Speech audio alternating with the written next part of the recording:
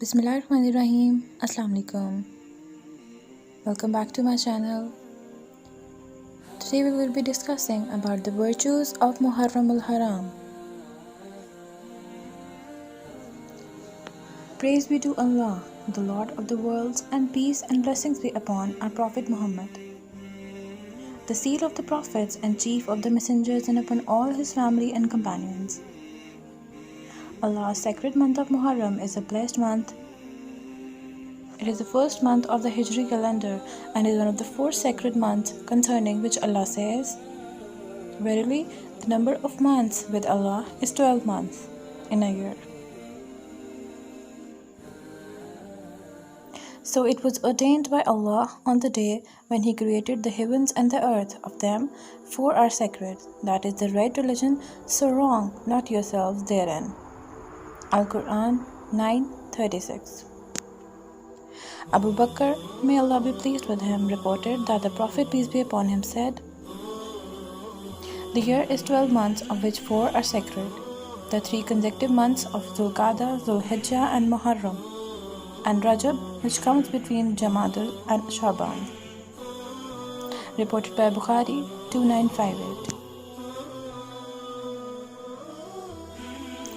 Muharram is so called because it is a sacred month and to confirm its sanctity. Allah's words, "So wrong not yourselves in it," mean, do not wrong yourselves in these sacred months, because sin in these months is worse than in other months. It was reported that Ibn Abbas said that this phrase referred to all the months. Then these 4 were singled out and made sacred, so that sin in these months is more serious and good deeds bring a greater reward. Qatada said concerning this phrase that wrongdoing during that sacred month is more serious and more sinful than wrongdoings at any other time. Wrongdoing at any time is a serious matter, but Allah gives more weight to which of His commands He will. Allah has chosen certain ones of His creation. He has chosen from among the angels messengers and from among mankind messengers. He chose from among the earth the mosques, from among the months Ramadan and the sacred month, from among the days Friday, and from among the night Laylatul Qadr. People of understanding and wisdom venerate the things that Allah has told us to venerate. Summarized from the Tafsir of Ibn Kathir, may Allah have mercy on him. Tafsir of Tawbah, Ayah 36. Now let's jump straight into the virtues. Number 1. Virtue of observing more nafil fast during Muharram. Abu Hurairah, may Allah be pleased with him, said, "The Messenger of Allah, peace and blessings of Allah be upon him, said, the best of fasting after Ramadan is fasting Allah's month of Muharram." Reported by Muslim 1982. The phrase Allah's month concerning the name of the month to the name of Allah in a genitive grammatical structure signifying the importance of the month. Al-Qari said, the apparent meaning is all of the month of Muharram. But it was proven that the Prophet, peace and blessings of Allah be upon him, never fasted any whole month apart from Ramadan. So this hadith is probably meant to encourage increasing one's fasting during Ramadan, without meaning that one should fast for the entire month. It was reported that the Prophet, peace and blessings of Allah be upon him, used to fast more in Shaban. It is likely that the virtue of Muharram was not revealed to him until the end of his life, before he was able to fast during this month. Number 2. Allah chooses whatever time and places He wills. Al-Iz bin Abdus Salam said, may Allah have mercy on him, times and place may be given perfect status in 2 ways, either temporal or religious or spiritual. With regard to the later, this is because Allah bestows His generosity on His slaves at those times or in those places, by giving a greater reward for deeds done, such as giving a greater reward for fasting in Ramadan than for fasting at all other times, and also on the day of Āshurah, the virtue of which is due to Allah's generosity and kindness toward His slave on that day. Number 3. Āshurah in history. Ibn Abbas, may Allah be pleased with him, said, the Prophet, peace and blessings of Allah be upon him, came to Medina and saw the Jews fasting on the day of Āshurah. He said, what is this? They said, this is a righteous day. It is the day when Allah saved the children of Israel from their enemies. So Musa fasted on this day. He said, we have more right to Musa than you. So he fasted on that day and commanded the Muslims to fast on that day. Reported by al-Bukhari, 1865. This is a righteous day. In a report narrated by a Muslim, the Jews said, this is a great day on which Allah saved Musa and his people and drowned Pharaoh and his people. Musa fasted on this day. A report narrated by Muslims adds, in thanksgiving to Allah, so we fast on this day. According to a report narrated by al-Bukhari, so we fast on this day to venerate it. A version narrated by Imam Ahmad adds, this is the day on which the ark settled on Mount Judi, so Nuh fasted this day in thanksgiving and commanded the Muslims to do so. According to another report also narrated by al-Bukhari, he said to his companions, you have more right to Musa than they do, so fast on that day. The practice of fasting on Āshurah was known even in the days of Jahiliyyah, before the Prophet's mission. It was reported that Aisha, may Allah be pleased with her, said, the people of Jahiliyyah used to fast on that day. Al-Qurtubi said, perhaps Quraysh used to fast on that day on the basis of some past law, such as that of Ibrahim, upon whom be peace. It was also reported that the Prophet, peace and blessings of Allah be upon him, used to fast on Āshurah in Mecca before he migrated to Medina. When he migrated to Medina, he found the Jews celebrating this day, so he asked them why, and they replied as described in the hadith quoted above. He commanded the Muslims to be different from the Jews, who took it as a festival, as was reported in the hadith of Abu Musa, may Allah be pleased with him, who said, the Jews used to take the day of Āshurah as a festival. The day of Āshurah was venerated by the Jews, who took it as a festival. According to another report, also narrated by Muslim, the people of Khaybar, the Jews, used to take it as a festival, and the women would wear the jewelry and symbols. Fasting on Āshurah was a gradual step in the process of introducing fasting as a prescribed obligation in Islam. Fasting appeared in 3 forms. When the Messenger of Allah, peace and blessings of Allah be upon him, came to Medina, he told the Muslims to fast on 3 days of every month and on the day of Āshurah. Then Allah made fasting obligatory when he said, interpretation of the meaning. Observing the fasting is prescribed for you. Al-Quran 2:183.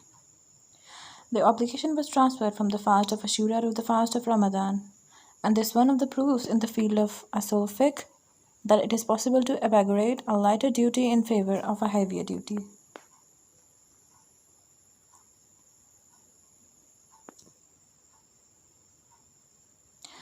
Ramadan was obligatory. The obligation to fast Āshurah was lifted. That is, it was no longer obligated to fast on this day, but it is still desirable, means mustahab. Number 4. The virtues of fasting Āshurah. Ibn Abbas, may Allah be pleased with them both, said, I never saw the Messenger of Allah, peace and blessings of Allah be upon him, so keen to fast any day and give it priority over any other day than this, the day of Āshurah, and this month, meaning Ramadan. Number 5. Which day is Āshurah? An-Nawawi, may Allah have mercy on him, said, Āshurah and Tasu'a are 2 elongated names. The vowels are elongated. As it is stated in books on the Arabic language, our companion said, Āshurah is the 10th day of Muharram and Tasu'a is the 9th day. This is our opinion and that of the majority of scholars. This is the apparent meaning of the ahadith and is what we understand from the general wording. It is also what is usually understood by scholars of the language. Āshurah is an Islamic name that was not known at the time of Jahiliyyah. Ibn Qudama, may Allah have mercy on him, said, Āshurah is the 10th day of Muharram. This is the opinion of Sa'id ibn Musayyib and Al-Hasan. It was what was reported by Ibn Abbas, who said, the Messenger of Allah, peace and blessings of Allah be upon him, commanded us to fast Āshurah, the 10th day of Muharram. Number 6. It is mustahab, encouraged to fast Tasu'a and Āshurah. Abdullah ibn Abbas, may Allah be pleased with them both, said, when the Messenger of Allah, peace and blessings of Allah be upon him, fasted on Āshurah and commanded the Muslims to fast as well, they said,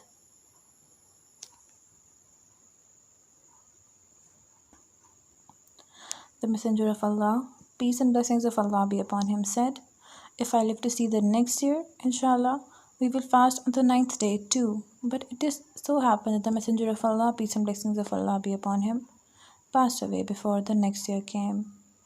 Reported by Muslim, 1916. Ash-Shafi and his companions, Ahmad, Ashaq and others said, it is mustahab to fast on both the 9th and 10 days because the Prophet, peace and blessings of Allah be upon him, fasted on the 10th and intended to fast on the 9th. Number 7. The reason why it is mustahab to fast on Tasu'a. An-Nawawi, may Allah have mercy on him, said, the scholars, our companions and others mentioned several reasons why it is mustahab to fast on Tasu'a. The intention behind it is to be different from the Jews who only venerate the 10th day.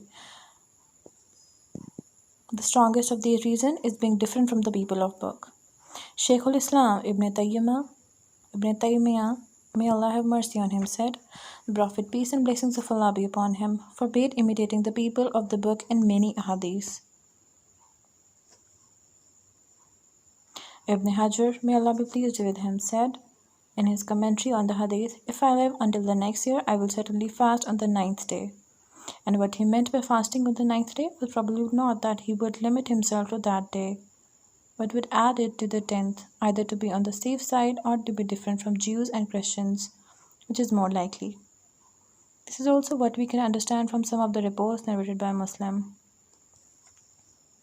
Number 8.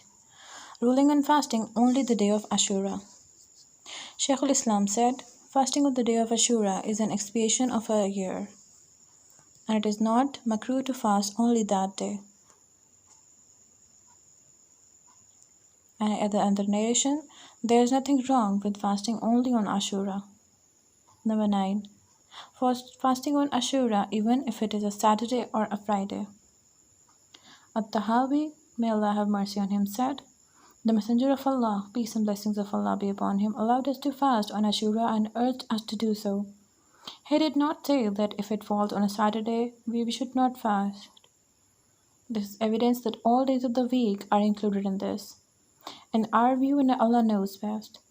It could be the case that even if this is true, that it is not allowed to fast on Saturdays, it is so that we do not venerate this day and refrain from food, drink, and intercourse, as the Jews do. As for the one who fasts on the Saturday without intending to venerate it, and does not do so because the Jews regard it as blessed, then this is not makruh.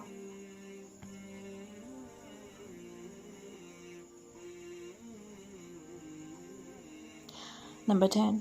What should be done if it is at the beginning of the month? Ahmad said, if there is confusion about the beginning of the month, one should fast for the 3 days to be sure of fasting on the 9th and 10 days. If a person does not know when Muharram began and he wants to be sure of fasting on the 10th, he should assume that Dhul Hijjah was 30 days, as in the usual rule, and should fast on the 9th and 10th. Whoever wants to be sure of fasting the 9th as well should fast the 9th, 8th, 9th and 10th. Then if Dhul Hijjah was 29 days, he can be sure of having fasted Tasu'a and Āshurah. But given that fasting on Āshurah is mustahab, then wajib. People are not commanded to look for the crescent of the new moon of Muharram as they are to do in the case of Ramadan and Shawwal.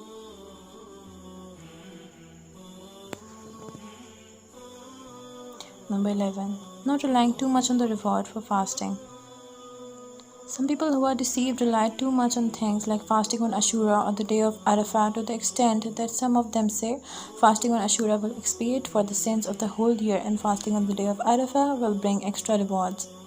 Ibn al-Qayyim said, "This misguided person does not know that fasting in Ramadan and praying 5 times a day are much more important than fasting on the day of Arafah and Āshurah, and that they expiate for the sins between one Ramadan and the next, or between one Friday and the next, so long as one avoids major sins.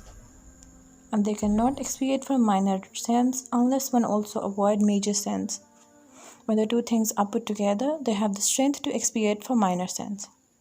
Among those deceived people, many be one who thinks that his good deeds are more than his sins, because he does not pay attention to his bad deeds or check on his sins, but if he does a good deed, he remembers it and relies on it.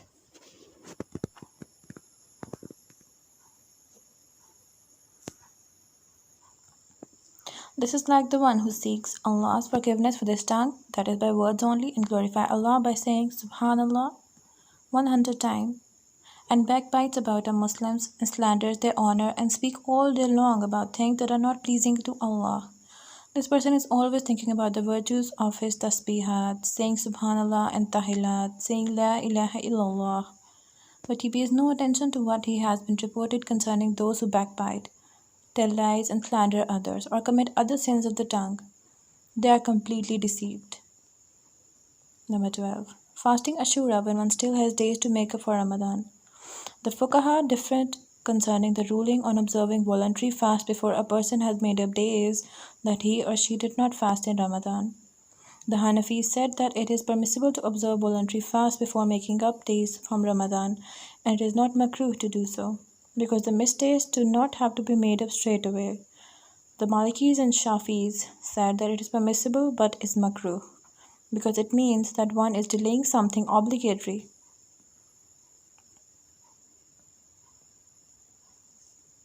The Hanbalis said that it is haram to observe a voluntary fast before making up any fast missed in Ramadan, and that a voluntary fast in such cases does not count, even if there is plenty of time to make up the obligatory fast. So a person must give priority to the obligatory fast until he has made them up. Muslim must hasten to make up any missed fast after Ramadan, so that they will be able to fast Arafah and Āshurah without any problem. If a person fasts Arafah and Āshurah with the intention from the night before of making up for a missed fast, this will be good enough to make up what he has missed, for the bounty of Allah is great. Number 13. Innovations common on Āshurah.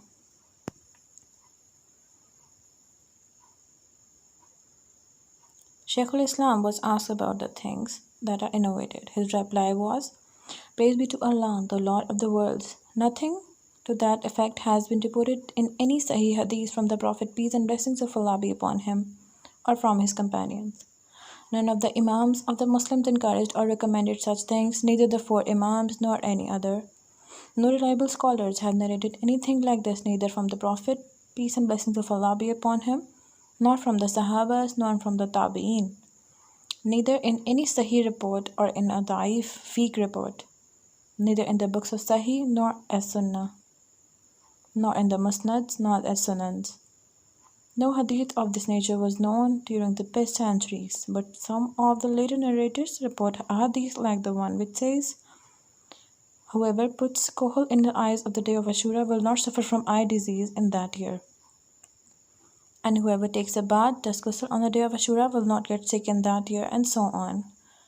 They also reported a fabricated hadith that is falsely attributed to the Prophet, peace and blessings of Allah be upon him, which says, whoever is generous to his family on the day of Āshurah, Allah will be generous to him for the rest of the year. Reporting all of this from the Prophet, peace and blessings of Allah be upon him, is tantamount to lying.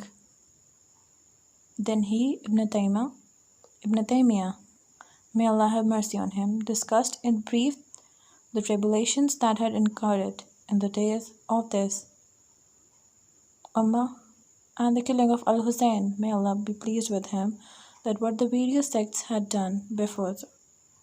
Then he said, an ignorant, wrongful group who were either heretics and hypocrites or misguided and misled made a show of elegance to him and members of the household. So they took the day of Āshurah as the day of mourning and wailing, in which they openly displayed the rituals of Jahiliyyah, such as slapping their cheeks and rending their garments, grieving in the manner of the Jahiliyyah.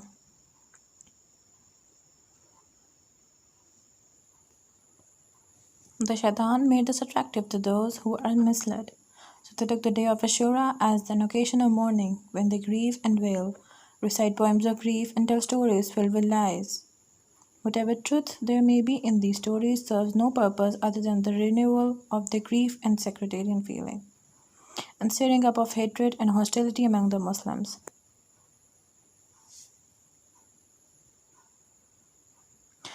The evil and harm that they do to the Muslims cannot be enumerated by any man, no matter how eloquent he is. Some others, either Nasibis who oppose and have enmity towards al-Hussein and his family, or ignorant people who try to fight evil with evil, corruption with corruption, lies with lies, and bid'ah with bid'ah, oppose them by fabricating reports in favor of making the day of Āshurah a day of celebration, by wearing kohol, spending money on one's children, cooking special dishes, and other things that are done on Eid and special occasions.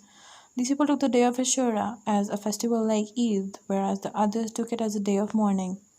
Both are wrong, and both go against the Sunnah. Even though the other group, those who take it as a day of mourning, are worse in intention and more ignorant and more plainly wrong. Neither the Prophet, peace and blessings of Allah be upon him, nor his successors, the Khulafa al-Rashidin, did any of these things on the day of Āshurah. They neither made it a day of mourning nor a day of celebration. None of it has anything to do with the Sunnah of the Messenger of Allah, peace and blessings of Allah be upon him, or the way of Khulafa al-Rashidun. It was not approved of any of the Imams of the Muslims, not Malik, not At-Tari, not Layth ibn Sa'd, not Abu Hanifa, not al-Awza'i, not al-Shafi, not Ahmad bin Hanbal, not any of the Imams and scholars of the Muslims. We ask Allah to make us followers of the Sunnah of His noble Prophet, to make us live in Islam and die in a state of faith. May He help us to do that which He loves and which pleases Him. We ask Him to help us to remember Him and be thankful to Him, to worship Him properly and to accept our good deeds. May He make us of those who are pious and fear Him. May Allah bless our Prophet Muhammad, peace be upon him, and his family and companions. Jazakallah khair.